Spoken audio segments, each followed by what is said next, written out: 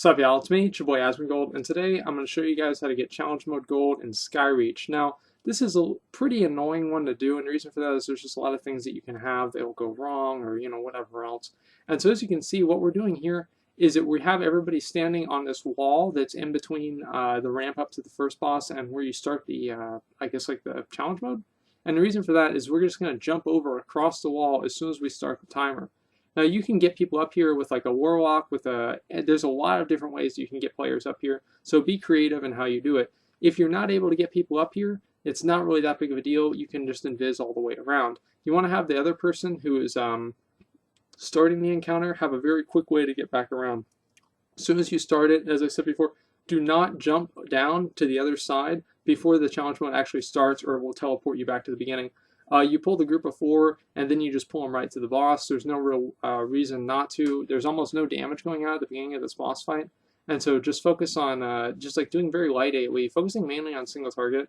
As an arms warrior, I have a lot of AoE abilities, and so I pretty much just would do that anyway. And so I was able to cleave down those ads and save us a whole lot of time. Also, after that, you can pretty much cleave down the Overlord. You don't really need to worry about killing him. He'll just kind of die on his own. The boss itself does a lot of AoE damage, and the reason for that is he does this like fan of knives thing, and it puts a dot on everybody. And so make sure that you have your health stones or healing tonics ready so you can kind of help out the healer. If everybody's doing this fight correctly, there's very minimal AoE damage going out, or just raid damage in general going out. But there's a lot of different ways that you can kind of, I guess, like, fuck it up. It's really what it comes down to.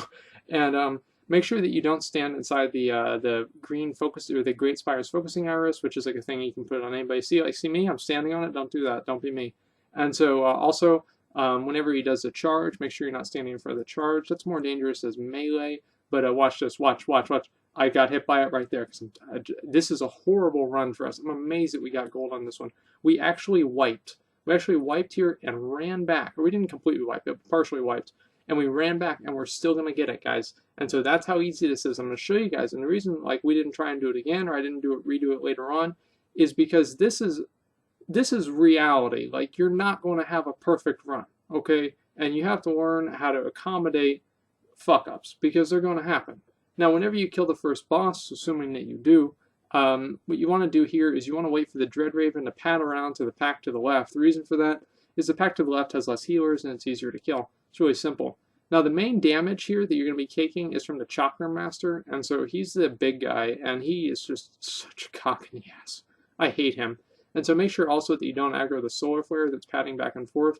The Dread Raven can knock you off the edge, and so as a tank, you need to make sure that you're standing not near the edge, or you'll get knocked off the edge. You want to focus all of your main damage on the Adepts, and then you can focus on the Chakra Master or whatever is low. Also, this is like kind of annoying, and he also does that knockback the charge the Dread Raven does, and so make sure that you're not standing in front of that. The Gale Caller does a Cyclone, as you can see there. This is a place where you want to use a whole lot of cooldowns, because you're going to have them up. The next time that you'll need cooldowns is that you'll need them for the packs before the third boss. I forgot. Jeez, there's 5 bosses in here. Holy shit. Either way, or is there? No, there's 4. Okay, sorry, I confused myself.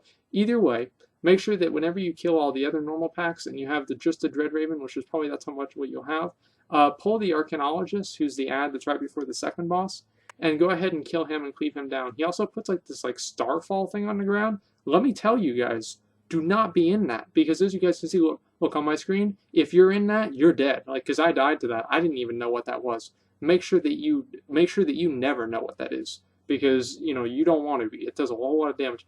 Now, Arcanath, I think that's his name, is the second boss here. Now, this guy is a real pain in the ass. He's actually pretty hard to do. One thing that's different between Heroic mode and Challenge mode is that he has 3 beams that channel to him instead of 2. Now, this makes it a little bit more difficult, and really what it comes down to is making sure that you have some sort of raid cooldown, and so I'm talking like Aura Mastery. We've got Aura Mastery, we've got Rally, we've got personal cooldowns, everything like that to kind of minimize damage whenever he casts Burst, while while these things are being empowered. And so as you can see, we've got it pretty much under control. This is a big DPS check, big single target DPS check, and so make sure that you have people who really know what they're doing, because this is actually kind of hard to do. And if you don't have people who are pretty close to all 630 geared inside the challenge mode and really know how to play, you might like run out of mana or run out of cooldowns or just die because of how you know, how long the fight is and just the damage intake, because this is very healing intensive. And also, other than that, make sure that your tank is moving out of smash. I don't really, we prefer not to have our tank picking up the or standing in front of the beams, so we can easily move in and out of smash without letting the boss heal. It kind of goes without saying, but on challenge mode, that the ads will heal the boss for a lot more than they do in heroic, and so make sure that whenever the ads come out, you automatically predefine or you know, I guess, like, decide who's going to be on sitting and on top of or in between which beam. Either way, at the end of this fight, everybody should be pretty worn out. By everybody, I just mean your healer. And you should usually like whenever we finish this fight, we were pretty much like pretty close to dead. As you can see, there's a burst going off, and I almost died. You know, that was pretty rough. And so expect that to be the case. Now, obviously, whenever people are better at doing this and you know, have better, stronger comps and everything else, it's not as much of an issue. But if you're kind of just doing this with friends or whatever, you might have a little bit of trouble. After that, your cooldown should be up from the first pack before this boss. And if you have a DK, you can pull both of these packs of the Sky Talons, and that's going to save you a whole lot of time. If you don't, you want to pull them one at a time. Now, if you can't kill these Sky Talons, like I save every single cooldown to kill these Sky Talons, and the reason for that is that they do such ridiculous damage. They focus in on one player, they fixate on them, and they put a debuff on that player. So if you get 2 debuffs, man, you got to be running, because they do, as I said, ridiculous fucking damage. Now, you can pull these Dreadraven hatchlings with the other pack, like if you're just like an amazingly pro group, but the odds are you're not, and so you don't want to do that. If you don't have a DK or some other way to kind of tank all of those ads at the same time, which is like, I don't even know what else you could use besides Army of the Dead, you want to pull those packs one at a time. They're also hard to kite. Now this guy right here, the Whisper, empowers the Ravens. These guys, this pack kind of takes a while because they have, like, each one has like 1,000,000 health or something like that, and so it's kind of it's not really that big of a deal though, because like while you're killing this pack, your cooldowns are coming up, and they'll be up for the third boss here. Is that third boss? Yeah, it's the third boss. And so anyway, this is like relatively minimal tank damage. You can kite these around. This is kind of just like a chill out part where you just focus on some AoE damage before you wait for all your cooldowns up, and then you kill the boss. So anyway, with the boss, the main thing that you really need to watch out for here are the phoenixes that get resurrected during the fight. And you either want to kill them immediately as soon as they spawn, stun them, have everybody switch off, and kill them in like 1 second. That's one way of handling it. Another way of handling it is you can just kite them around for the entire fight. If I remember correctly, we kited them around for the entire fight. He also does Pierce Armor more often. As you can see, he gains energy twice as fast as he does on Heroic. And so make sure that you have some sort of active mitigation. Death Knight, I think, can use Rune Tap. Do not quote me on that. I'm not sure. But I know Death Strike, the shield from Death Strike works, and so just make sure you cast Death Strike in between while he's casting it, and you'll never have a problem. Pierce Armor obviously does a whole lot of damage, and that's really all there is for this fight. This one's just kind of like a DPS check, and also there's like the Quills too. And so you can stun and slow these solar flares, and so during Quills phase, it's kind of more of an issue. As you can see, like that was a really sloppy phase. As I said before, this is not a very, it was like, we did okay, obviously we got gold, but this was not the cleanest run that could happen. You want to make sure that before you run back in after Quills, if you're the tank, that your Quills debuff runs goes away, and also that your tank is within melee range by the time Quills ends, or the boss starts to cast Screech, which does more damage on everybody. Solar Flares never target a tank, and so you don't need to worry about that, but they can target melee. They do prefer ranged, and so that is good, but if you are a tank, you do not have to worry about it at all. And if you're a melee, just make sure that sometimes towards the end of the fight it'll happen. Like as you can see there, I was a little worried. Now this is kind of annoying for me because like I'm an arms warrior, and so I have to whirlwind, but I don't want to whirlwind because I hit the ads, and so it's really kind of frustrating to do. Usually you'll get 2 Quills phases, and just make sure that you're kiting around. Now if you take a few hits from Quills, it's not the end of the world. The only important thing is to make sure that you don't actually die from it and that you're inside. As you can see there, sometimes if you go in there before the tank, he'll actually hit you instead, which kind of sucks, but that's just the way it goes. All in all, this boss fight is pretty easy, and so after that, there's like this little the wind gauntlet. It's just so annoying. Now the little birds, I mean, they'll beak you for like 50k or something like that, and so make sure that you don't get pecked at all or anything like that. They're moving at about the same speed, and so, yeah, as you can see, look at that, 50k, and so you can't really afford too many fuck-ups here. Now, there's not really a way that I know of to kind of like circumvent the amount of time that you have to spend doing this. I'm sure like if you're a warlock or something like that, you can maybe use gateway. I'm a warrior, so obviously I can use we call it heroic leap to jump across. But then if you actually jump across a bird, if you even touch a bird, they hit you. Look how close I was to dying there. That was amazing. I didn't die. So anyway, this next pack here is pretty easy to handle. Make sure that you kill the life pack familiar first, and the reason for that is that whenever if you kill the adept or you bring anybody to low health before the life pack familiar is dead, the life pack familiar will die and full heal the target that you brought to low health. Also, the magnifier does some sort of a stun, or no, it doesn't empower, so you need to stun the empower or stop that from happening. The adept, as usual, casts the heals, and he also casts those solar trinkets. Kill the solar trinkets as fast as you can. The reason for that is they channel a nova that will heal people. Also, in challenge mode, what's different from heroic is that you have a dread raven that's padding around this next room, and you can either pull it, like it would be really good if we could pull it like right now, hypothetically, but he wasn't there, and so this is another point where we lose time.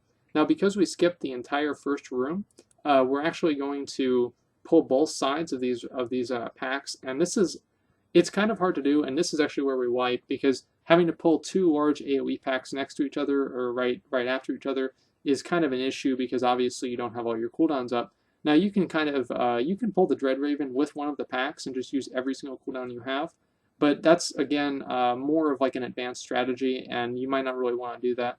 The way we did it, because we already had everything else pretty much go well, and we didn't want to have any other fuck ups, is we just pulled the Dread Raven, killed it, and then we focused on getting all of our cooldowns back up from the pack that we just did, so we can have it up for the first AoE pack. Now, for us, what happened is that we had the first AoE pack was just no problem whatsoever, okay? And the second AoE pack was just a complete clusterfuck. And the reason for that is that the main source of damage that you're taking is from the Chakra Master. And you can choose to CC the Chakra Master for at least half of the AoE pull with, like, I don't know, Cyclone or something like that, or just pull them further away. Like, we had all kinds of different little strategies that we had. But the main thing that you need to do here, as you can see, is focus on this life pack familiar. They also do something, I forgot to mention this, is that they do something called flashbang. And basically, if you see something cast flashbang, you need to turn around, because if you don't turn around, you're going to get disoriented. And if you're a tank and you get disoriented, sometimes you lose aggro. As you can see, there's the solar familiar. As soon as it's going to die, it casts flashbang, and so you want to make sure that that doesn't happen. But as you can see here, like, we pretty much just cleaned that shit up, no problem whatsoever. Like, that was really not even a big deal. And so this next pack will be a lot different than this one. Usually the Chakra Master is what's always low. Now, if it's the last guy up, it's not really too big of a deal. But you again just don't really want to have too much time that you spend wasting on just a single targeting down one mob. Now I didn't really know that we had used all of our cooldowns here. And so that was kind of shitty. And so you can use like maybe an Earth Elemental or a lot of other things here. And you also have this this defense construct, which is up here, which isn't on the other side. And so make sure that you after you kill the after you kill the Life Familiar and the Solar Familiar, focus on the defense construct, or just AoE everything down and just cleave off of the defense construct. And make sure that you stun it so it doesn't. It puts like a buff on the other people that are around it, and by other people I mean the other guys that are not on your team, the enemies. And also there's like this solar detonation thing I was mentioning right now. Make sure if you get it, it says on the middle of your screen to move away from your allies, because what the fuck you do if you move away from your allies, right? And so either way, that's going to happen pretty often, and so just make sure that you're not letting that happen. And see, there's a stun. Like, we should have stunned that, but we didn't have a stun up. Like, I couldn't really do anything about this, and so this was like a huge problem for us right here. And if we had gotten this under control, this run probably would have gone about at least 30 seconds faster. Now we've got 2 people dead and 3 people dead, so there's only 1 person still alive. And I forgot even how we even lived through this. But either way, so we have our healer kiting back now, and so make sure that you have the Chakra Master under control. He's going to shoot out 4 chakrams from his body, and so what you want to do if you're a melee there is just make sure that you're at max melee range as possible, and it's really, really hard. Like, this instance is very unforgiving to melee. And just because of all the chakrams that are flying around, and range also have to deal with them, but they don't have to deal with them as fast as melee do. And also, I think this is like one of the harder instances for melee for sure, especially because they put the thing on the ground and everything else. So I'm pretty much done complaining. Make sure that you kill the solar magnifiers, and make sure that if they do self-destruct, you either kill them before they finish the cast, or you make sure that you're not next to them. Now, as you can see, we've got about 2.5 minutes. Now, you want to shoot for having at least a little bit over 2 minutes for whenever you pull the second boss, and we're actually been using our Invis potions here to get around the greater defense construct. Now, what you can also do if you're really strapped for time, but you have very good tanking and healing, is you can just pull the defense construct into the last boss and AoE it down. The only reason you'd really want to do that is so you can pre-pot during the boss and also use a potion towards the end of the fight as well. As you can see, I've got plenty of time on my Invis potion, and so it's not really that big of a deal. You can also do other ways to kind of get the defense construct away from you, like you can use the have a hunter pull it and then feign death, whatever. There's a lot of different things to do. Now, High Sage Vyrix is probably one of the easier fights in the instance if you have good enough DPS. If you do not have good enough DPS, you're going to have some problems. Now, the Zealots need to be killed pretty quickly. If you are a ranged player or a melee player, you can actually attack your own Zealot, and so that's kind of a good thing. It's not just like the Valkyrs, and so they basically function the same way as Valkyrs on Lich King. If you get the focusing arrows, make sure that you kind of... I was running mine around in a circle, so we had more room on the map, and also ads spawn a lot quicker on challenge mode than they do on heroic. You can freezing trap, as you guys see there, freezing trap the shielding construct, which saves a whole lot of time here. Like, this is a huge time saver, so you don't have to kill it. But the only problem here is that, so if you get two shielding constructs, which we do, then that's also another big amount of problems. Now the little thing that he cast there, I'm trying to remember what it's called, like the solar like blast or whatever, High Sage Vyrix cast. It does like 130k or something like that to a tank. And so you can Dark Sim it, you can Mass Reflect it. There's a lot of different things that you can do. There's Solar Blast. Make sure that you basically prevent that from hitting your tank for full damage because it does a lot. You can cleave down these Zealots. Now make sure that, as I said before, as long as you're cleaving them down before they go off the edge, it shouldn't be that big of a deal because the players that are on the Zealot can still attack and do all their normal functions. As long as they're not a melee, then obviously they'd have to be near the Zealot too. We got a second defense construct there. And so what we did is we just pretty much pulled it to us and then started using all of our different cooldowns. Now here, we had a Zealot pretty close to the edge, and so that's why we're channeling a stun. And we're going to have to switch off the Zealot pretty quickly. And I don't actually, no, here we are. Now what we're doing is we're just focusing down Xerix. This is actually a good thing that you guys should know, is that you don't actually have to, I guess, like, oh, make sure that you interrupt that defense construct, by the way, because if you don't interrupt it, it's just going to make the High Sage Vyrix take no fucking damage. And so make sure that you interrupt the defense construct. And if he's really low, if Vyrix is really low, just fuck the Zealots, just kill the boss. Fuck everything else, but you have to make sure that you interrupt those stuns. Anyway, guys, that's how we did Skyreach Heroic, or Challenge Mode. I think that that's probably the best way of doing it. At least I'll probably be convinced otherwise at some point in time. But until then, I think this is the most time-efficient way of doing it. As you can see, we even wiped, and it was okay. So, thanks for watching. Like, comment, subscribe.